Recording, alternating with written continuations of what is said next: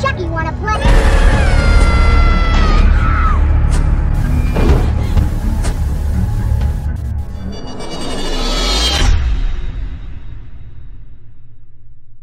Salut à tous, j'espère que vous allez bien. Donc aujourd'hui on se retrouve pour une vidéo critique. Donc on va critiquer le film Scream sorti en 2022. Donc il a été réalisé par les réalisateurs de Ready or Not. Donc désolé pour l'accent anglais, hein, c'est complètement éclaté. Donc j'étais hyper excité à la venue de ce 5e volet, sachant que j'ai été très déçu par le 4e volet. Je le trouvais trop humoristique, voilà, il y avait beaucoup trop d'humour et ça cassait à chaque fois la dynamique horrifique de Scream. Et du coup voilà, j'avais complètement détesté le 4e épisode. Et les seules choses que j'avais appréciées de ce 4e épisode, c'était le meurtre d'Olivia et également le final, donc la révélation finale avec Jill, qui était donc le tueur, donc c'est la nièce de Sidney, donc ça c'était vraiment incroyable. Mais par contre pour tout le reste, voilà, je trouvais que c'était vraiment bidon et ça ressemblait vraiment à un remake en fait de Scream 1 en version moins sérieuse, et du coup bah voilà, j'ai pas accroché. Donc pourquoi j'ai aimé ce Scream donc, de 2022, donc Scream 5? Alors tout simplement parce que je trouve que Scream 5 a réussi là où Scream 4 a échoué. Je m'explique. Dans Scream 1, c'était vraiment une nouvelle ère, on voulait faire renaître les slashers à travers donc ce Scream. Donc c'était un film qui parlait des films, donc c'est vraiment très méta et j'adorais cet esprit un petit peu, les personnages connaissent les mêmes films que nous. Et du coup bah, j'aimais beaucoup ce film. Et c'est grâce à Scream d'ailleurs qu'il y a eu beaucoup de slashers par la suite, comme Souviens-toi l'été dernier, ou également Urban Legend, etc. etc. Et ensuite on a eu donc Scream 2 qui ouvrait un petit peu ce débat de les suites sont toujours moins bonnes que le premier épisode, et c'est malheureusement vrai pour la plupart des films, hein. Souvent la suite est moins bonne et moins réussie que l'original, et du coup Scream 2 donc lançait ce débat et c'était vraiment très intéressant. Ensuite on avait donc Scream 3, donc Scream 3 qui concluait la trilogie, parce que voilà, quand on a une trilogie il y a forcément un final, un dernier acte, et du coup je trouve que Scream 3 remplissait bien son cahier des charges. Donc il y a beaucoup de fans qui détestent Scream 3 parce qu'ils disent que voilà, il est moins bon, il est moins trash, etc. Mais il faut savoir que Scream 3 a eu beaucoup de bâtons dans les roues, c'est à dire qu'il y a beaucoup de personnes qui étaient contre ce film, parce qu'à l'arrivée de Scream 2 il y a eu beaucoup de carnage, c'est à dire qu'il y a des personnes qui ont mis le masque de Ghostface et qui se sont pris pour Ghostface carrément, donc en France, aux États-Unis. Donc il y a des personnes qui ont blessé d'autres personnes, qui ont même tué je crois d'autres personnes. Donc c'est vraiment incroyable, c'était vraiment un délire complet. Donc on avait cette question de est-ce que le cinéma influence les tueurs en série, est-ce que ça les inspire, est-ce que ça les pousse à commettre des crimes. Donc du coup voilà, c'était clairement un bordel pas possible. Donc Scream 3 a vraiment eu des bâtons dans les roues, le scénario a été cuté. Et on a eu donc Scream 3 de cette façon. Mais honnêtement, je trouve qu'il s'en sort plutôt bien. En plus de ça, ça nous permet de se focaliser sur le duo Gale Weathers et Dewey Riley, donc l'inspecteur de police, et ça, le shérif pardon de police, et ça j'adore parce que je trouve que ces personnages ils sont importants, parce qu'il y a Sidney Prescott, donc la survivante, celle qui survit tout le temps, mais on a également deux autres personnages, donc Gale Weathers, la journaliste, et Dewey Riley, ou Dwight, ou voilà, appelez-le comme vous le voulez. Et moi je trouve que justement ce troisième opus se focaliser donc sur ce duo, sur ce binôme de choc, et c'est grâce à Scream 3 que j'ai vraiment été attaché par ces deux personnages. Enfin, je sais pas si c'est très français ce que je viens de dire, mais c'est pas grave. Je me suis attaché aux deux personnages, en plus de Sidney Prescott qui elle avait conquis mon cœur dès le premier épisode. Et je trouvais que c'était vraiment malin comme scénario, c'était plus un thriller en fait policier, plutôt qu'un film slasher, horreur, etc. Mais honnêtement, moi j'ai adoré ce Scream parce qu'il entre beaucoup dans la psychologie des personnages. On entre dans la psychologie de Sidney Prescott. J'adore la séquence où elle intègre les décors de Woodsboro, donc elle retrouve la maison de Swart et donc en fake, et elle se remémore tout ce qui s'est passé donc dans Scream 1.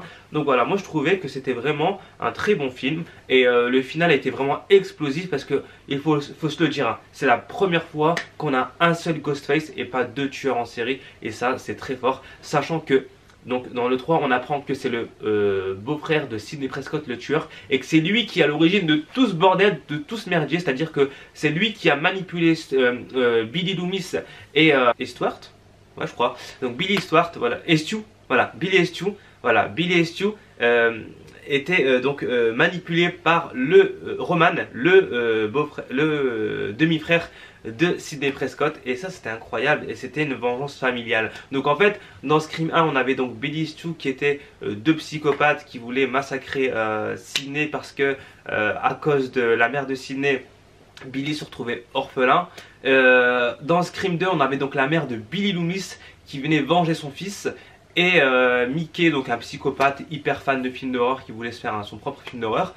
Et ensuite on avait donc Scream 3 qui nous annonçait que Roman était donc l'investigateur de tout ce merdier et qu'en fait c'était juste une affaire de famille. Donc Scream 1, Scream 2, Scream 3 c'était une affaire de famille qui se conclut.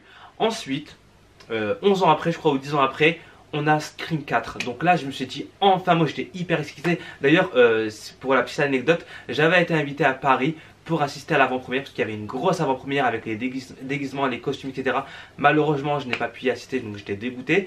Mais du coup ce Scream 4 marquait une nouvelle ère avec les réseaux sociaux, les téléphones portables, etc. Donc c'était vraiment tout nouveau et je voulais voir cette nouvelle dimension. Donc ce Scream 4 dénonçait en fait les remakes, parce que voilà on était en plein remake, tous les films se faisaient remaker, que ce soit Halloween, Freddy, les Griffes de la nuit, voilà il y avait plein de films qui se faisaient remaker, La dernière maison sur la gauche, etc. Et en fait ce film dénonçait les remakes et était lui-même un remake en fait. Sauf qu'à la fin on avait un message de fin qui disait on ne déconne pas avec l'original, parce qu'en fait Jill se prenait pour Sidney Prescott, elle voulait devenir la nouvelle Sidney Prescott et du coup elle se faisait buter par Sidney, et Sidney lui dit on ne déconne pas avec l'original. Ça j'ai trouvé que ça classe, franchement c'était vraiment cool. Bon ce film comme je vous l'ai dit je l'ai pas dans mon cœur parce qu'il y a trop de trucs parodiques qui cassent la dynamique et ça je suis pas d'accord. Par contre ensuite on a la Scream 5 donc 10 ans après et là la putain de sa race, c'est ça que je voulais. C'est-à-dire que là, ce film ne dénonce pas les remakes, ne dénonce pas les suites, etc. Il dénonce les requels. Donc qu'est-ce que c'est qu'un requel? Je connaissais même pas. Mais en fait, un requel, apparemment, c'est lorsqu'on prend un film, d'accord, exemple Halloween 1, et qu'on oublie toutes les suites et qu'on fait une toute nouvelle suite. Et ça a été le cas pour Halloween, ça a été le cas pour plein de films.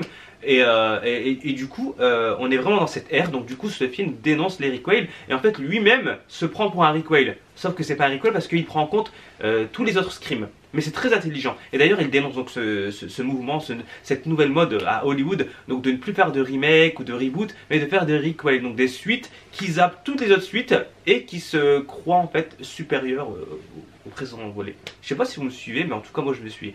Et bref, ce Scream est violent.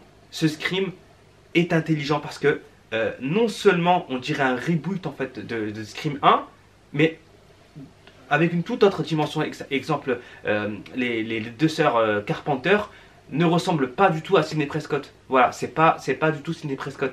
Et d'ailleurs, j'ai même l'impression qu'il y en a une, Samantha, elle est complètement jurée. Genre, elle prend des médicaments, etc. Elle voit Billy Loomis parce qu'en fait, on découvre que Billy Loomis, c'est en réalité son père. Et donc, du coup, elle est complètement torturée. Limite, des fois, je crois qu'elle a envie de tuer des gens. Et j'adore cette Samantha, elle est vraiment cool. On a une Tara qui est beaucoup plus réservée, qui adore les films intellectuels comme Hérédité, comme les films de Jordan Peele, comme y a quoi, It Follow, Babadook, etc. Et elle aime pas les slashers comme Stab, alias Scream, parce que voilà, il y a beaucoup de parallèles entre Stab et Scream. En gros, le Stab dans Scream, c'est Scream dans notre vie en fait. Donc du coup, c'est très méta, et ça j'adore parce que moi j'ai toujours aimé le côté méta. À un moment donné, j'ai vu toutes les critiques des youtubeurs là qui critiquent ciné, qui disaient ouais, moi j'aime pas le côté trop méta de Scream 5, etc. Mais les gars, en fait, Scream c'est méta de A à Z depuis le début, depuis Scream 1. Donc ça peut pas être trop méta en fait, c'est son essence. C'est son essence même, et c'est pour ça qu'on a kiffé Scream. Donc du coup je comprends pas pourquoi il y a certaines personnes qui disent ah c'est trop méta, ah le film fait trop de références, etc. Mais c'est la base de Scream en fait. Et là oubliez pas que les gars, là c'est Scream 5, c'est pas Scream 1 ou Scream 2, c'est Scream 5, c'est à dire qu'il y a eu 3 suites pardon, après Scream 1. Donc du coup c'est qu'est-ce que vous voulez que le scénario avance de plus en fait? On nous a tout dit, l'histoire de Sidney Prescott on la connaît, elle a été conclue à partir de Scream 3. C'est-à-dire que l'histoire, le background de Sidney Prescott a été conclu dans Scream 3. Ensuite, on a eu Scream 4 qui voulait donc dénoncer les remakes avec donc cette pâle copie de Sidney, donc qui est sa nièce, qui voulait prendre sa place. C'était juste pour dénoncer les remakes, mais en réalité, Jill n'avait rien à voir avec l'histoire de la trilogie. C'était un tout nouveau film. Et d'ailleurs, tous les personnages sont morts, sauf Kirby. Donc, merci Falco d'ailleurs de m'avoir précisé ça. Kirby a survécu à Scream 4, car on le découvre dans Scream 2022. C'est-à-dire qu'à un moment donné, il y a le personnage de Richie, je crois qu'il s'appelle Richie, qui regarde Stab 8, je crois, sur YouTube. Et sur le côté, on voit donc une interview de Kirby, la seule survivante de Woodsboro ou un truc comme ça. Et là, on découvre donc que Kirby est toujours vivante et amen. C'était le seul personnage que j'aimais dans ce Scream 4. Et je suis très content qu'elle soit encore en vie. Et ça laisse présager un Scream 6. Voilà, il y en a qui disent ouais, non, ça n'a rien à voir de suite, etc. Je suis désolé, hein, moi je veux des suites de Scream. Pourquoi? Parce que j'aime quand Scream se réactualise dans l'air du temps. Parce que j'adore cette licence. Elle est trop bien. Franchement, Scream, c'est vraiment mon enfance, mon adolescence et ma vie d'adulte, et je veux que quand j'aurai 40 palais, je veux avoir un Scream qui s'adapte à ma nouvelle génération. Voilà, c'est comme ça, c'est la vie et c'est ce que je veux. Maintenant, Sidney Prescott, elle a fait son temps, je pense qu'on n'a plus besoin de la revoir s'il y a un Scream 6, mais par contre, j'aimerais bien revoir Kirby, j'aimerais bien revoir les survivants de Scream 5, parce qu'il y a beaucoup de survivants, comme par exemple la nièce et le neveu de Randy Mix, ils sont toujours vivants. Je veux les revoir, les sœurs Carpenter, je veux les revoir, mais voilà, je veux une toute nouvelle histoire, voilà, avec les nouveaux personnages, enfin les survivants, et Gail, elle peut revenir parce que voilà, c'est une journaliste, mais par contre, Sidney Prescott, elle peut aller prendre sa retraite, il n'y a pas de souci là-dessus. Et il y a des personnes qui ne comprennent pas la présence justement de Gail, Dewey et Sidney dans Scream 5, mais en fait, leur présence, elle est complètement justifiée. Ils passent le flambeau. En fait, dans Scream 4, il devait y avoir ce passage de flambeau, sauf que ça ne pouvait pas matcher parce que c'était Jill le meurtrier. Donc on ne peut pas passer le flambeau à un meurtrier. Donc forcément, il fallait que Jill elle clame. Parce que dans la logique de Scream, le meurtrier se fait toujours buter à la fin. Donc du coup, c'était pas possible le passage de flambeau. Sauf pour Kirby, sauf qu'on ne savait pas si elle était encore vivante ou pas. Donc du coup, gros point d'interrogation. Par contre, pour Scream 5, là, on peut faire ce passage de flambeau. Parce que les personnages, enfin les survivants, ne sont pas des tueurs en série. Peut-être que Samantha va devenir un tueur en série. Et ça serait vraiment intéressant de développer ça. J'aimerais bien que Samantha, suite aux événements de ce qui s'est passé dans Woodsboro, elle pète complètement les plombs et qu'elle devienne un petit peu schizophrène, etc. Et qu'elle s'attaque à tous les survivants de Woodsboro. Et il y en a plein, hein. Il y a Kirby, comme je vous l'ai dit, il y a Gail Weathers, il y a Sidney, il y a l'autre Sir Carpenter, il y a également les jumeaux, donc Mix. Donc du coup, j'espère vraiment qu'on va partir dans un tout autre registre s'il y a un 6ème opus, un peu plus sombre, etc. Et peut-être même qu'il y aurait peut-être 2 tueurs. Donc le premier tueur qui serait Samantha, mais ça on le saurait dès le début. Et ensuite, on aurait un autre tueur complètement masqué, inconnu, qui fait du chantage à Samantha en lui disant je sais ce que tu fais, je sais ce que tu as fait, et du coup il la tient par les couilles. Donc du coup Samantha essaie de tuer le tueur parmi les nouveaux personnages qu'il y aura, et le tueur continue à zigouiller donc les survivants de Woodsboro. Enfin bref, là aussi je sais pas si vous avez compris, mais en tout cas moi je m'en comprends encore une fois. Bref, tout ça pour vous dire que moi ce Scream je l'adore. Il est violent, il est hyper nostalgique parce que voilà, moi honnêtement quand j'ai vu Scream 5, ça m'a donné envie de regarder Scream 1 parce que putain de merde, il est tellement respectueux vis-à-vis de l'œuvre de Wes Craven. Je pense que Wes Craven aurait été trop fier de voir ce film parce que ça change complètement de ce qu'on a vu dans les 4 premiers. Là c'est clairement un tout nouveau truc, on sort justement, on se décroche de Sidney Prescott, on n'a plus rien à voir avec Sidney Prescott. Là c'est vraiment une nouvelle ère. Et ce qui est incroyable, c'est la révélation des tueurs. Ces 2 putains de fans de Stab. En gros, limite, j'ai eu l'impression de me faire accuser moi-même. En gros, toi là, fan acharné de Scream, t'es tellement taré dans ta tête que t'aimerais clairement te faire ton propre film parce que t'es mécontent du dernier film qui est sorti. Honnêtement, je me suis senti concerné. Je me suis dit, mais en fait, on parle de moi ou quoi là? Ok, j'ai détesté Scream 4.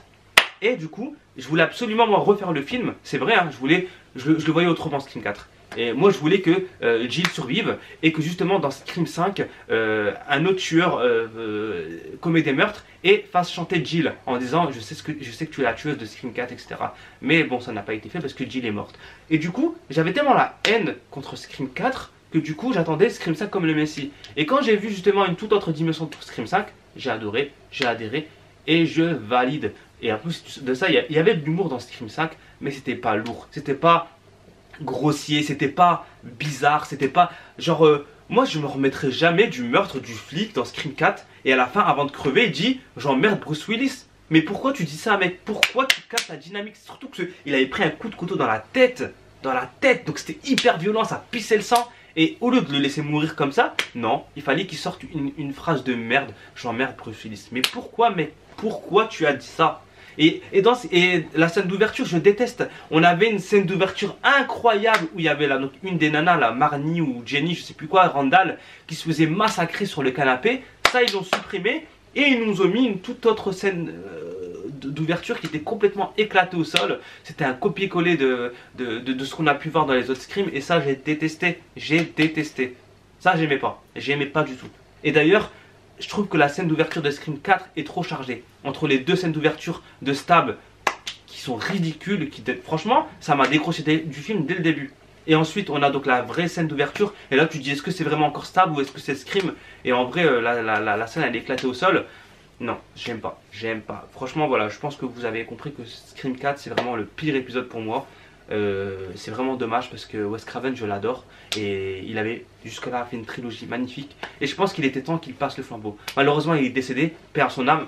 Merci pour tout ce que tu as fait. Mais par contre, il était temps que tu passes le flambeau à des fans, justement, qui continuent ton œuvre et qui l'honorent. Enfin bref, qui en font quelque chose de bien. Et justement, merci beaucoup aux deux réalisateurs et à Kevin, donc le scénariste des 4 premiers films, qui a pu donc apporter un second souffle à Scream. Je peux comprendre que vous n'aimez pas ce nouveau Scream parce que voilà, il n'est pas dans l'ère des 4 premiers films, etc.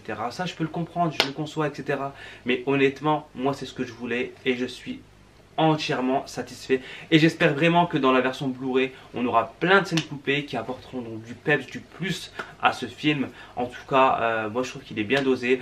La mort de Judith, j'étais choqué. D'ailleurs, Judith, je pensais que c'était un des tueurs parce que dès Scream 4, je la soupçonnais un petit peu. Et quand j'ai vu qu'elle s'est fait massacrer, en plus c'était violent, je trouve que les meurtres dans ce film sont atrocement violents. C'est cru.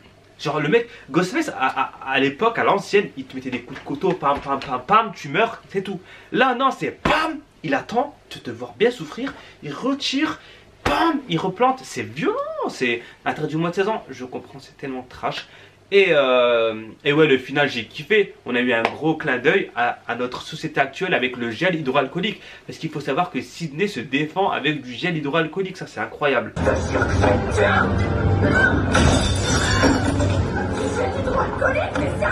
Ça, c'était vraiment... C'est pépite.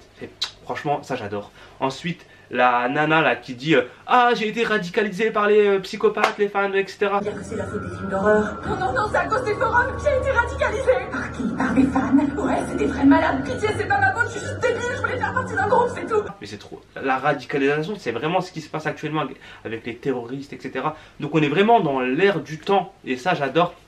Et ce que j'ai aimé le plus, ce qui a été vraiment le plus intelligent, c'est le deuxième coupable, le mec de Samantha. C'était évident que c'était lui. Et d'ailleurs, Dewey le dit dès le début, il te dit c'est toi le tueur. Moi, j'ai vécu 4 drames. Pendant 4 films, j'ai survécu à Ghostface et je sais que c'est toi Ghostface. Donc Dewey l'avait dit dès le début. On aurait dû l'écouter. Et moi, comme maintenant, j'ai accusé Amber. Je sais pas, j'étais fixé sur Amber et sur d'autres personnages et pas sur le petit mec, pas sur le petit copain de Samantha parce que je me suis dit, on a déjà eu le coup dans Scream 1, on a déjà eu le coup dans Scream 4, parce que c'était la nièce, donc c'était comme le petit copain de Sydney. Et là, je pense pas qu'ils vont la refaire. Eh ben, s'ils l'ont refait. Et c'est astucieux, c'est intelligent et c'était bon. Voilà. Donc, honnêtement, Scream 5, je le classe vraiment dans mon top 3 des meilleurs Scream. Que ça vous plaise ou pas, moi je m'en fiche. Je respecte votre avis. Si vous aimez, c'est très bien. Si vous aimez pas, tant pis pour vous. En tout cas, moi je souhaite, je prie pour qu'on ait un Scream 6 avec une toute nouvelle histoire, un tout nouveau background et des meurtres encore plus violents que ce qu'on a vu là, parce que là, Ghostface faisait vraiment peur. Et la mort de Dewey Riley, j'en ai pas parlé, mais attendez, la mort de Dewey Riley, elle est incroyable.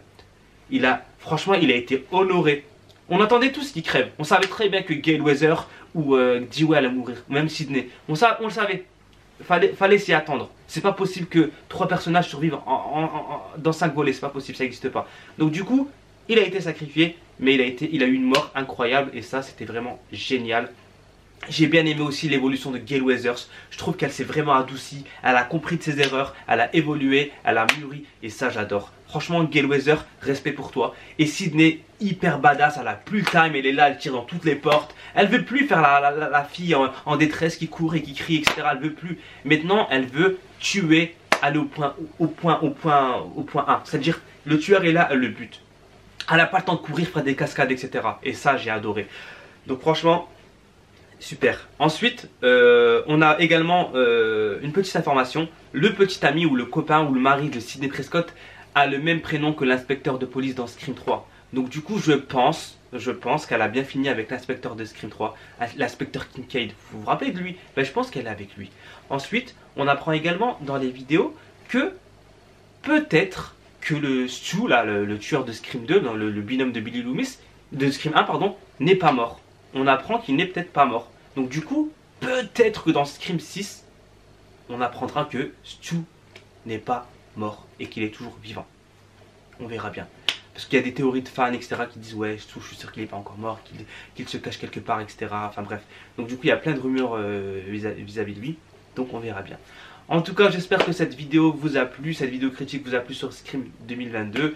Moi honnêtement, j'irai le voir, j'irai le revoir. En plus moi je l'ai vu en 4DX, ça a bougé dans tous les sens. Je sentais l'odeur du shampoing quand Wes se lavait, etc.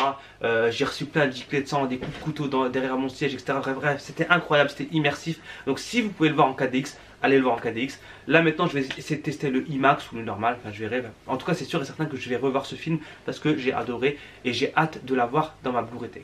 Voilà, je vous fais des gros bisous. Regardez mon Guylaine de